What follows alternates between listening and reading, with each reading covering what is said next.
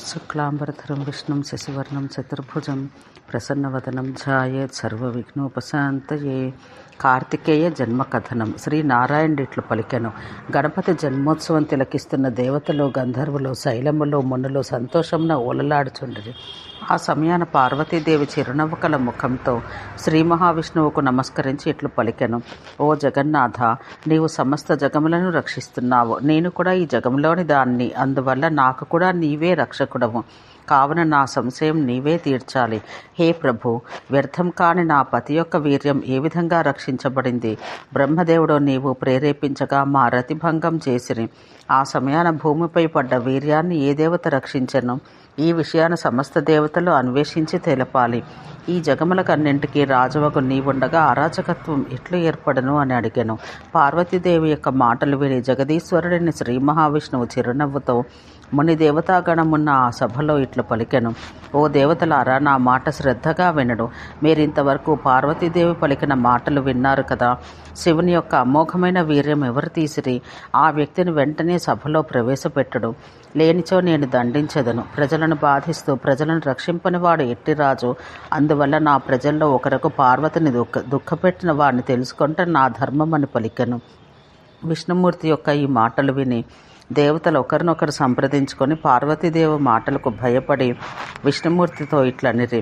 బ్రహ్మదేవుడు ఇట్లనెను. పవిత్రమైన ఈ భారత క్షేత్రాన పరమేశ్వరుని వీర్యంను హరించిన వానికి పుణ్యకర్మల్లో కానీ పుణ్య దివసాల్లో కానీ మేలు జరగకూడదని బ్రహ్మదేవుడు అనెను.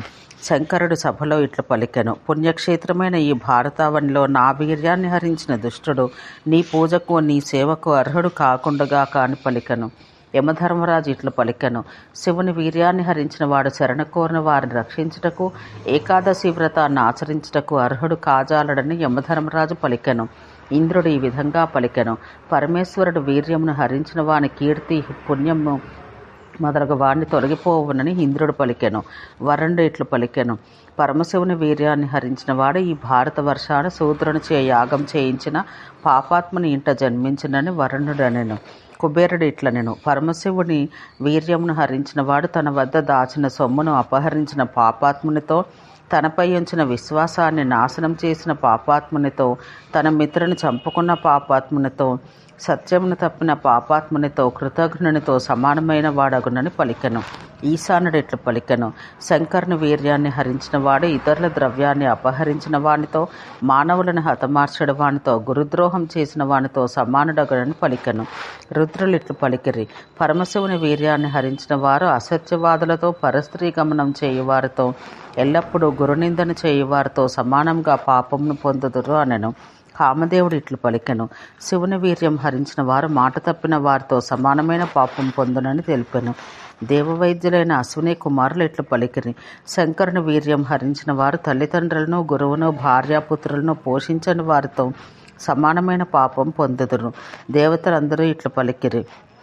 పరమేశ్వరుని వీర్యంను హరించిన వారు కూట సాక్ష్యములు చెప్పువారితో, సంతానం లేని వారితో, దరిద్రులతో సమానమైన పాపం పొందుదురు అనెను. దేవతా స్త్రీలు ఇట్లు పలికిరి. పరమశివుని వీర్యాన్ని హరించిన స్త్రీలు తమ తమ భర్తలను నిందించిన వారగుదురు, పరపురుషులతో వెళ్ళిన వారగుదురు, బుద్ధి లేని వారగుదురు అని పలికిరి. పరమశివుని వీర్య హరణం గురించి దేవతలు దేవతా స్త్రీలు పలికిన మాటలు విని సృష్టి స్థితి సంహారకారకుడకు శ్రీహరి కర్మసాక్షియగు ధర్మదేవతను, సూర్యుని, చంద్రుని, అగ్నిదేవుని, వాయువును, భూమిని, నీటిని, సంధ్యలను, రాత్రింబగళ్లను ఉద్దేశించి ఇట్లు పలికెను. శివుని వీర్యాన్ని దేవతలు ఎవరు హరించకపోతే మరెవరు దాన్ని హరించినట్టు? ధర్మాది దేవతలారా, మీరందరూ ఈ ప్రపంచాన జరుగుతున్న సమస్త కర్మలకు సాక్షిభూతులు. మరి మీరేమైనా హరించారా? లేనిచో ఆ మహేశుని వీర్యం ఏమైనదో నాకు వివరింపుడనెను. శ్రీహరి యొక్క మాటలు విని ధర్మాది దేవతలు భయపడి తమలో తాము చర్చించుకుని శ్రీహరితో ఇట్లు పలికిరి. ధర్మదేవత ఇట్లనెను. శంకరుడు రతి మధ్య లేచినప్పుడు అమోఘమైన అతని వీర్యం భూమిపై పడిందని విషయం మాత్రం నాకు తెలియను అనెను. భూదేవి ఇట్లనెను. పరమశివుని వీర్యాన్ని నేను భరించలేక దాన్ని అగ్నిలో వేసి తిని, నేను అబలను, అందువల్ల అట్లా చేస్తుంది. కావున మీరు నన్ను క్షమించవలనని వేడుకొనెను.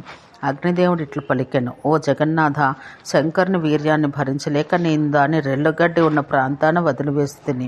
నేను దుర్బలుడును, నాకు కీర్తి పౌరుషాలు అక్కర్లేదు. అందువల్ల నన్ను క్షమింపుడని వేడెను.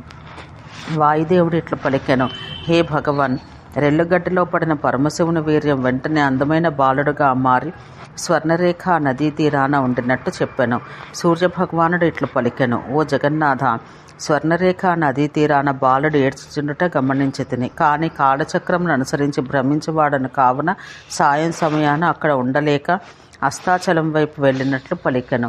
చంద్రుడు ఇట్లు పలికెను, ఓ మహావిష్ణు, స్వర్ణరేఖ నదీ తీరాన ఏడుస్తూ పడి ఉన్న బాలకుని బదరికాశ్రమం నుంచి తమ ఇంటికి పోతున్న కృత్తికలు చూసి అతన్ని ఎత్తుకొని తమ ఇంటికి పోయిరని చెప్పాను. జలాధి దేవత ఇట్లు పలికెను, ఓ పరమేశ్వర, సూర్యుని మించిన తేజస్సు గల బాలకుడు పాలకొరకు ఏడ్చుచుండగా వారతని తమ ఇంటికి తెచ్చి పాలనిచ్చి శంకరుని పుత్రుడుగా ఆ బాలుని పెంచుచుండిరని పలికెను. సంధ్యలు ఇట్లు పలికిరి, ఇప్పుడు ఆ బాలుడు కృత్తికలకు పెంపుడు కొడుకు. వారందరూ అతనికి ప్రేమతో కార్తికేయుడని పేరు పెట్టుకొనిరని అనిరి. దినాధి దేవత ఇట్లు పలికెను, ఓ పరమేశ్వర, షట్కృత్తికలు ముల్లోకాల్లో చాలా ప్రయత్నం చేసినచో లభించి సుమధురమైన పదార్థాలను తెచ్చి కార్తికేయునికి మురిపెంతో తినిపించుచుండిరి అనెను. ఆ సభాస్థలిలో ధర్మాది దేవతలు శ్రీహరితో ఇట్లు చెప్పగా విని ఆ మధుసూదనుడు సంతోషపడెను. అట్లే తన పుత్రుని విషయం తెలుసుకున్న పార్వతీదేవి సంతోషంతో బ్రాహ్మణులకు 1,000 రత్నాలను అమితమైన ధనాన్ని దానం చేసినది. అదేవిధంగా లక్ష్మీదేవి, సరస్వతి, మేనా, సావిత్రి, శ్రీ మహావిష్ణువు మొదలగు దేవతలు, దేవతా స్త్రీలు బ్రాహ్మణులకు అంతులేని ధనమిచ్చిరి. ఓం శాంతి శాంతి శాంతి.